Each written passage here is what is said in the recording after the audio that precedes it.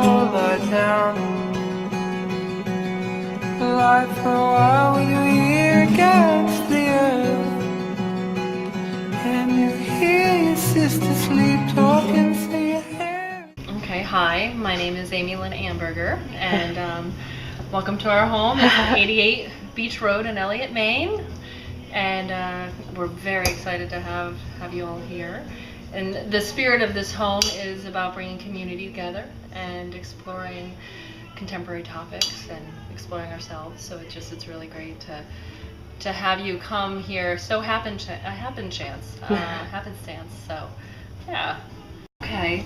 So when my husband Jonas and I found this property, we were really struck by the versatility of it. There's room to house people, folks passing through. There's room for family, for friends. We have a barn space that we hope to host family gatherings, friend gatherings, community gatherings, and really, ideally, eventually have more farm-to-table type things. Right now we're in the process of getting to know our land and discovering blueberry bushes and figuring out like what grows where.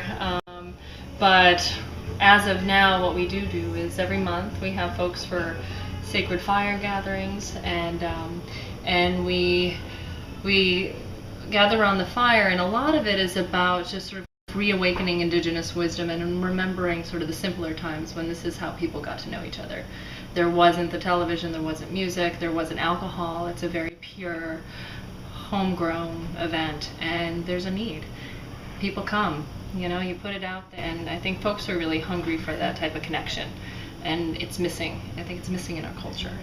And I think a lot too, we become such microcosmos in our homes that we don't get to know our neighbors, and we start to isolate. And with this changing world, we really need to know our neighbors. We need to know our community. We need to take care of each other. Yeah. Well, what advice do you think you would give to other people who are looking to maybe like live this way, establish their homes as more of a community center? I think back to the neighbor thing. I say go to the right, go to the left, go behind you, bring a loaf of bread. Discover what they do, discover what you can share. I don't think we all need our own lawnmower or pickup trucks or whatever. We can again come back to this place of taking care of each other and really living a collaborative way, but still having your own independence and your own land. Yeah, I think there's a nice balance there. I think communal living isn't for everybody, but you can again, be in this space, but still know your neighbors, and that's, I think, the first step. Yeah. Turn to me, let you be it. Someday might be. And she woke up in a cold sweat on the floor. My name is Jonas. This is our home that we recently moved into, and we feel stewards more than owners of the land.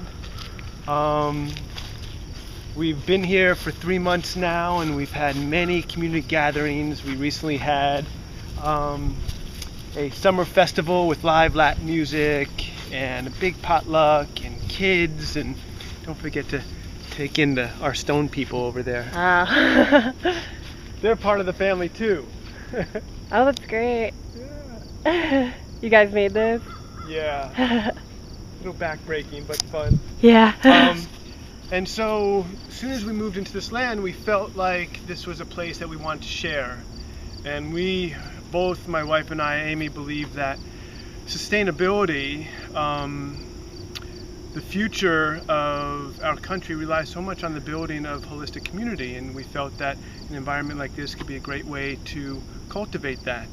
And one thing that we do on a monthly basis is we have community fires based in the shamanic tradition of the Huichol Indians, which are an indigenous culture down in the southern mountains of Mexico.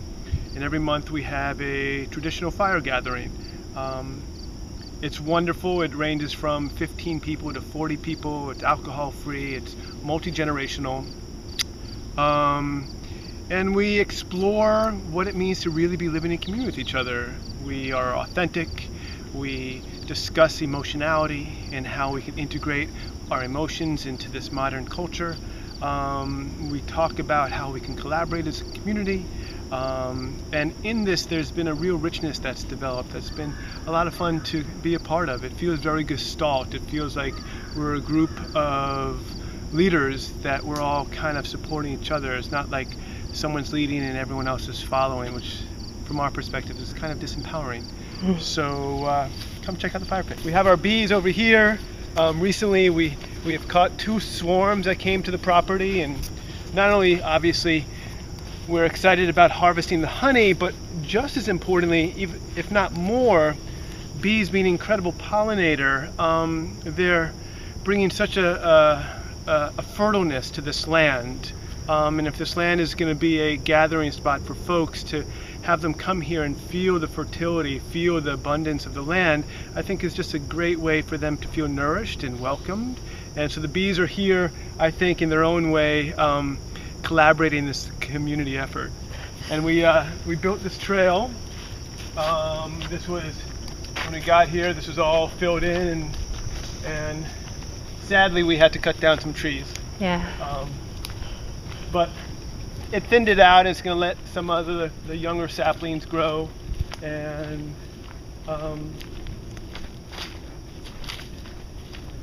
I don't know, we feel that gathering on a monthly basis, the 3rd Friday of every month, year round, rain or shine, snow, storm, doesn't matter. We meet back here and we gather as a community.